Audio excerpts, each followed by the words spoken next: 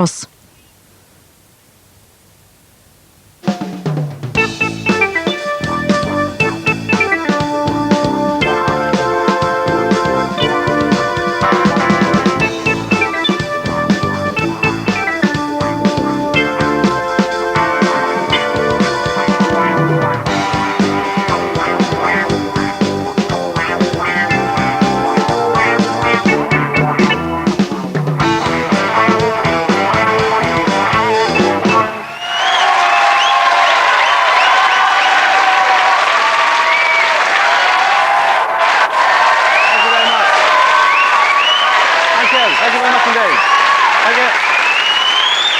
Good evening and welcome to the show that's off the wall, on the case and out to lunch. You know, there's something different here tonight and I just can't put my finger on it. Let's see, the set's the same. All the fellas on the cameras look horribly familiar. Sharp suits as usual. What could it be? I don't know. Steve, you got any... Good heavens! Why, you're not Steve. This is not the Love Band. Of course, ladies and gentlemen, it is The Cure joining us this evening.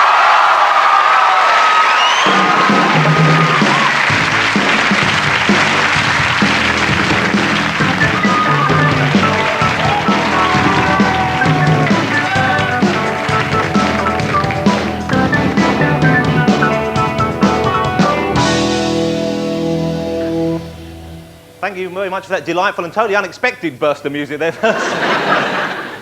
The Cure will be staying with us to enjoy the riveting conversation and also be playing for us later on. Steve and the boys are having a well-deserved night off, and I think they're picking up a bit of extra cash playing a wedding in Winchester. And speaking of bands on the lookout to pick up a few extra quid, you may have read about this. Paul, George and Ringo are apparently thinking about getting back together again to make a new Beatles album. Now, obviously, this is exciting news to many people, but yes, you've guessed it, we have our doubts. We've uncovered at least six good reasons why the Beatles should not get back together. Number one, Ringo. Number two, Paul's strict vegetarian diet makes long recording sessions in small studios unpleasant. Number three... yeah, clever comedy turnover, you know the rules. Number three, Ringo. Number four, when I'm 64, will have to be renamed When I Was 64. Number five, Yoko Ono will still get all the money. And number six, if we want to see middle-aged men wearing tight pants and singing bad songs, we'll buy a ticket for the Rolling Stones, OK? There you go. And, of course, we have 6A, Ringo. Of course, the most important reason of all, ladies and gentlemen, is who needs the Beatles when we've got The Cure? Take it away, boys.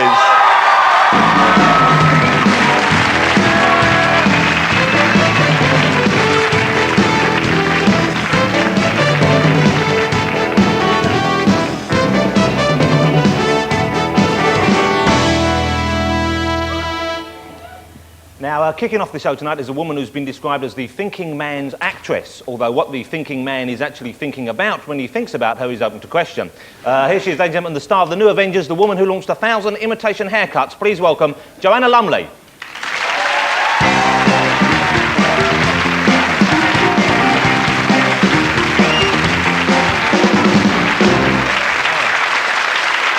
And a little bit of The Cure to play you on there. Yeah, it's lovely. Now, I didn't realise until recently, until the Coronation Street was celebrating their 30th anniversary, I think it was, that you had been in Coronation Street. I thought you were far too classy to turn up there. What? I was really excited to be asked. It was lovely. And you played at the time, I played the schoolmaster's daughter when Ken Barlow was a school teacher. And he fell in love with me and asked me to marry him, and I said no. And that was the end of me. And you can see what a state he's in now. You turn him down, can't you?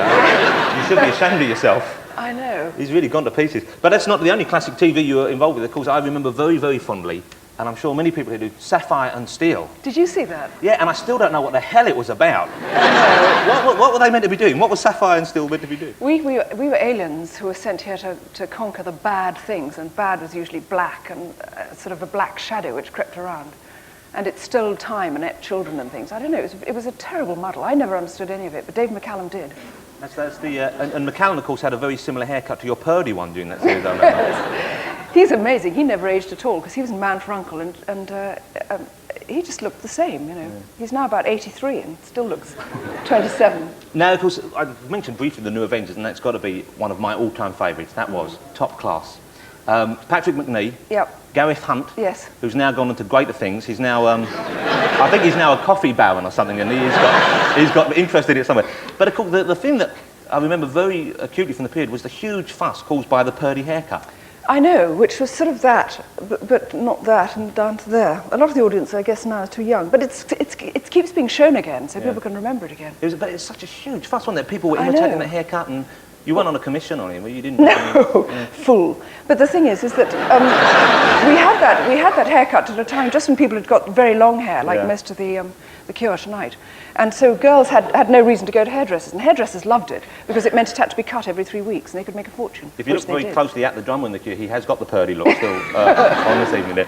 I want to show a clip from the new Avengers because it's excellent television and it eats up a minute of the show. So let's have a quick look at this. This is Joanna in action, and it always seemed to be that when you're playing purdy, you normally wound up in like a disused factory somewhere. Yes, always. Being chased around by a toff with a bow and arrow or something. And I wore high heels. High heels for the action, of course. They're the most sensible footwear. Here's a clip in action. Joanna from the new Avengers. Gambit?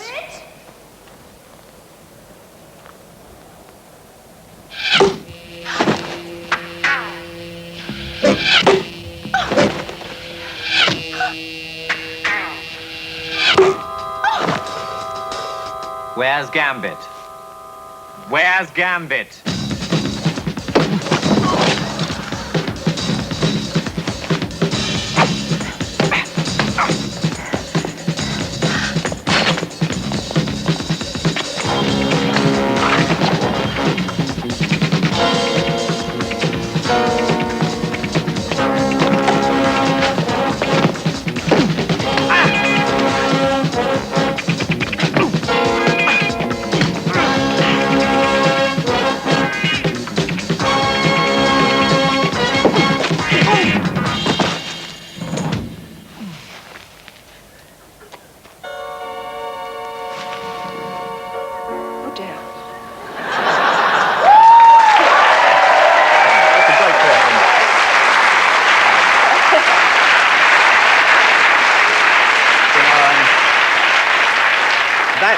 That was frighteningly realistic stuff there, wasn't it? It really was. Did you do your own stunts in those? Yes, I did.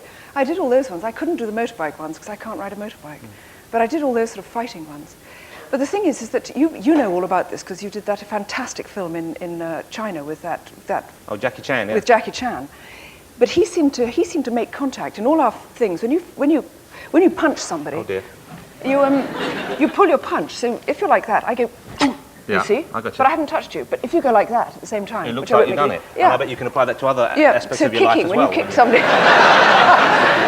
He's Shocking. filth, really, isn't he? Hey, no, I just supply the lines, you supply the West. It's not the... You know, I heard a rumour, I don't know if you've heard this, apparently they're making an Avengers movie. With who? With Mel Gibson. Exactly. But I can't see him in your part, so I don't know which one... Presumably Steve. What are you doing in terms of TV now, then? What are you working on at the moment? I'm about to go off and do a documentary about... well, it's the land of the White Rajas of Sarawak, which is almost too long to go into here, but it was in fact an English family which ruled a part of Borneo for over 100 years very peacefully. And so we're going to go out there and find out what it was like. And that's back to where you were born and brought up, I guess, is it? Yeah, well, I was born in India, but brought up quite a lot of the time in Malaya. This is part of Malaysia now. And then after that, I do 3 Lovejoys. I was reading about Lovejoy, because this is Ian McShane is the antique dealer, isn't it? Yeah. And are you going to be the romantic interest for him here? Yes, I am. Now, will you be snogging him at all? No, I'll tell you why I ask. Not just for the cheap laugh. No. Although that's part of the reason. No, because I always can't understand. I'm not an actor, obviously, and I can't understand how an actor and actress, if you're going into a clinch with someone, yes, and it's a passionate embrace, yeah, what's going on through your head? Because isn't it a difficult thing to do? I think it's probably very difficult. Quite a lot of it is does the lipstick come off and where the camera is. And you see, they've got 70 guys. I mean, it's about as intimate as this doing these films. So it's really just the camera angles and all this business. I've never gone into I've never been into the really heavy snogging, actually, Jonathan. So I've just only got sort of the odd kiss. But it's still lips to lips and stuff, isn't it? I suppose so. I don't think we do that. And are you looking forward to kissing Ian McShane? Yeah, very much. Oh, dear. Let's talk about the charity aspects, because you're heavily involved with so many charities. I know that the thing you have on this evening, that is... Heart on my sleeve. Yeah, you wear your heart on your sleeve because you're going to care. Actually, this is a Variety Club good idea this year, because that's tied up with February the 14th, Valentine's Day, hearts. And what they're doing is they're selling these for £1. I'm going to give you yours because I bought it for you. Well, oh, that's very kind of you. They're little gold hearts, and you buy them for £1 anywhere. They're all over the high streets. You won't be able to avoid them. And all the money, they're trying to raise £5 million for children's hospitals up and down England, the 9 major children's hospitals. Oh, jeez. Come on, don't be a coward. There we are. That's very smart. That looks nice, huh? And am I permitted to wear two if I wanted to balance myself up, or would it just be... Yeah, oh, look, I've done it wrong, but you can sort it out. Actually, you look a bit crumpled in any case. This is a hugely expensive jacket. So that's, and this is for children's hospitals? Yes, it is. That's very nice. Variety Club. Actually, looks quite nice. It's got nothing written on it, so you can wear it again and again. Well, I'm sure it'll be, and it's February the 14th, they're on sale now? They're on sale now everywhere. Okay, well, hopefully people will go out and buy a few and so nice. look as smart as we do in them. Thank you very much. You're going to stay with us, I hope. Can I? Well, I know that The Cure are one of your favourite bands. You're a sweet man. It's I know. true. And they're hotly tipped to win the Brits Award for Best Band. They've proven that Boys Don't Cry, but they certainly know how to crank out a good tune. Ladies and gentlemen, here, just for you and for Joanna, with their version of the Doors classic, Hello, I Love You, it's The Cure. Yeah!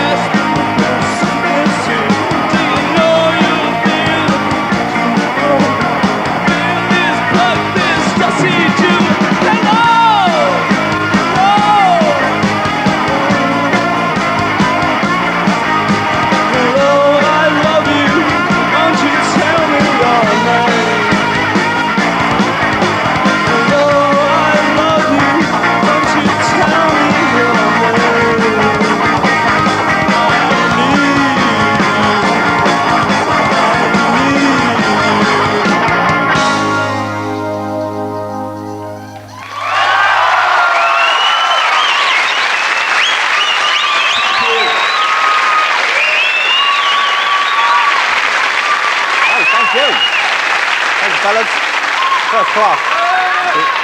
That's what Wednesday before. Thank you very much, boys. When we return, it will be the year 2029, and England still won't have beaten the Australians at cricket. See you in 38 years' time. Stay tuned.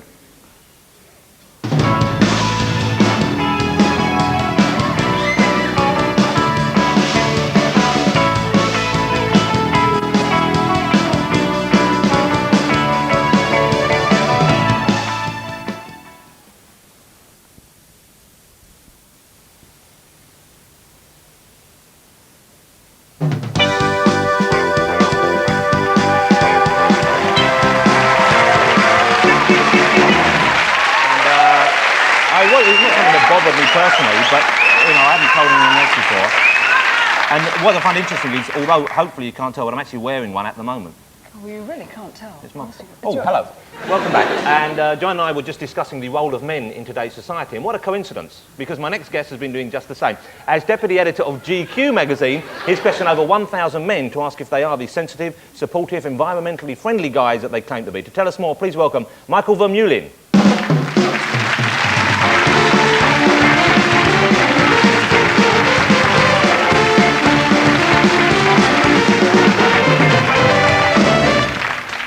there we go. And this is the magazine which, when I questioned the audience earlier, they denied any knowledge of. This is, this is GQ, which this month addresses the issue of Are You Man Enough to Wear a Cardigan? So rush out and get your copy tomorrow. Now, tell us, how's the magazine doing? It was started, what, a year and a half ago? Yeah, it's about 2 years old. We're doing extremely well. We're the most successful men's magazine in Britain at the moment. We sell about 62,000.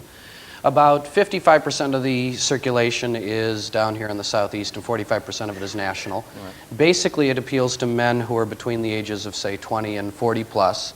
And so they're what we call very young men, then? Well, yes, they'd all like to be, especially the guys who are 40 plus. Yeah, yeah. And I like to say that 50% of them know who they're going to go to bed with tonight, and 50% don't, basically. Well, it's kind of half and half then. Yeah, kind of half and half. So you're really sticking your neck out on that one, Michael. Indeed. Now, there was a questionnaire that you had in a previous issue, and you have the results in this one, which I guess was to determine whether this whole idea of the new man, which was put forward by the media, the sort of sensitive, caring man who helps at home, was actually happening out there, or whether it was just something by inventing magazines. So what were the results? Were you surprised by them? We certainly were surprised by them. Our raison d'etre basically was that for the past 15 years or so, women had stolen the intellectual initiative, if you will, that most of the thoughts about the sexes and their relationship to each other was coming out of feminist thought. And we wanted to see what men thought. We found some very interesting results. We didn't ask them whether they changed nappies. We asked them about how they felt about things and what they would do in hypothetical situations. We found that basically 1 in 8 of men would betray their colleagues in a professional situation. And we asked them if they ever abuse their professional position, do they do it for financial gain, sexual gain, or just for fun? 35% of it do it. 35% of them do it just for fun. So they're not very scrupulous people out there. Well, there are a lot of them. It's funny. We asked them as well if they thought in terms of right and wrong when they made decisions. 80% of them said they did, but a quarter of them said that they would sleep with a friend's girlfriend, and approximately 1 in 5 said they'd sleep with a friend's wife. And these are people you would see socially, say? Oh, of course. Yeah. With your wife? Fine, okay. If I had one. But, I mean, how comprehensive do you think you are? Because as you said, it's mainly, well, it's largely in the South, and it's sort of 20 to 45-year-olds. Basically, the people that we asked were the same kind of people that read the magazine. They were between 20 and 40. They made a fairly high income. We thought that they were decision makers, and we also thought that if anyone was likely to have changed their behavior over the last few years, it would be intelligent, successful men. So, I mean, have there been changes? Was there a similar study perhaps conducted maybe 10, 15 years ago? Well, see, now this is the thing. Of course, we've only been around for 2 years, so it's a bellwether for us. But it seemed to us that many of the findings that we found were the same kind of findings you would find from men in 1981, 1971, probably the year 2001. Yeah. They were not particularly confused. They were fairly satisfied with their lives. And in some cases, they were ruthless. So, Joanna, in your brief experience of men, I wonder, do you think they've changed over the last sort of... Well, I think also this is the result of people who bother to answer questionnaires, which is like people who write into newspapers. It's a separate little breed, so already you're talking about 2% of the population. And then this is percentages of the 2%. So it's nevertheless still very exciting. It's a tiny amount. Well, thanks for coming on. But I tell you, what do you think about the whole trend then towards... It seems to be more of an American phenomenon than it is here in Britain. Well, you know, this is funny. I'm obviously American. I've lived over here for 5 years and see myself... Guessed. No, indeed. I mean, I pay taxes and own property. But it did seem to me that people in America stopped talking about this idea of the new man about 8 years or so ago. And yet it's something that's very current in the newspapers here today, and it's very much talked about.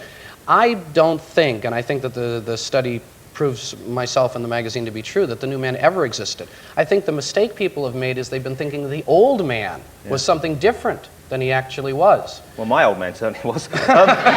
There's something you say, maybe it's died out in America now, but there's something I saw in a recent magazine. We have a look at this photograph. This is for men who are expecting babies that they might want to wear, so they can understand what the woman's going through. And that's a sort of harness type thing that you obviously wear on the outside. And that kicks as well, like a baby. Now, it also doubles up as something to wear under your darts shirt when you go out in the evening to the pub, because it gives you that full Jockey Wilson. But do you think there is a market for that kind of thing? Can you see your average GQ reader? I don't see British men wearing such a thing. I really don't. I certainly don't see them on the street. No, I have not seen any men wearing it so far. It's interesting, about 12 years ago, there was a similar product on the market called the Madonna cushion, which was marketed in New York. And it was largely a technique to get a seat on the bus. There you go. It's extraordinary. So what do you do? It's like a blow-up Madonna or something? You go on the bus with it and people run screaming and leave a seat for you? Women would wear it to simulate looking pregnant. Oh, I see. And they would get a seat on the bus. As in Madonna with child, not as in That's Madonna, right, exactly, I'm a pop exactly. star. Oh, yes, exactly. Madonna with child, right. I'm such a 20th century guy. I was thinking that there was something that sort of almost related. It came up near, I think it was something 90% in your survey have mentioned that they would like to be present at the birth of their baby. Is that correct? Well, a great deal of them said that they would. Now, we didn't necessarily interpret this as any kind of greater sensitivity. We interpreted it as a ticket to a good show. Oh, no, I think that's tough, you know. But it is a good show, apparently, isn't it? Well, so I'm told. Did you ask them whether they would video the birth, or was that something? Because that's a very popular thing now. We didn't ask them. I suppose the kind of guys we asked would probably pay someone to video. Yeah. Do you think that men have changed to that extent? I know I asked you earlier, but do you have people that you know, have they changed their attitudes at all? Well, I'm sure that their attitude to childbirth has changed enormously because about 50 years ago it was unheard of that any man attended any birth. It just didn't happen. So I think it's marvellous that people who want to can. I think that's very good. But also I think the pressure must be taken off men if they don't want to, or if the women don't want them there. But I think at least now it's talked about and it's a choice. Because presumably the issue really, though, is whether men want to change. I mean, whether even after this survey, which, as you so cruelly dismissed, only sums up like only 2% of 2% of the population. But do you think there's a need, do you think that actually there is a need to change, or are men okay as they are? I think that whatever impetus there's been for change has largely been economic as opposed to intellectual. I think that now it costs more for a family unit to support itself. It takes 2 incomes to do that now, whereas you used to take 1. And so where you see men taking up the slack, it's largely because they enjoy the greater disposable income. And they can buy magazines like GQ. Indeed. Okay, well, thanks very much for coming on and sharing your thoughts with us. Michael Vermeulen. Thank you. And of course, Joanna Lumley. Thank you, Joanna. Thank you, Michael. I'll have a read of that later. And of course, special thanks to The Cure for covering our musical duties tonight. On Friday, my guests will be Tanita Tikaram and Elvis Presley's original backing band, the Jordanaires. But for now, sit back, wear a little lipstick and enjoy The Cure as they perform Harold and Joe. Good night.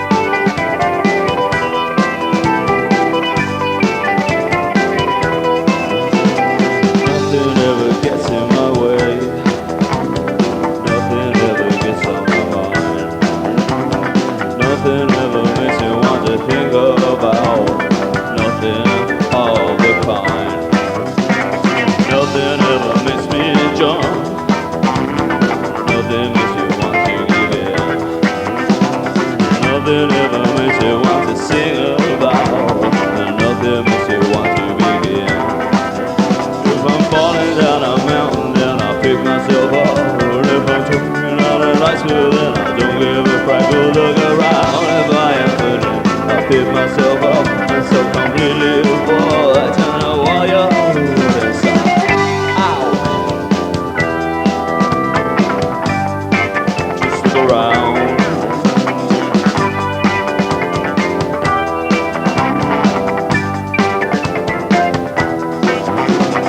Nothing ever gets in my way.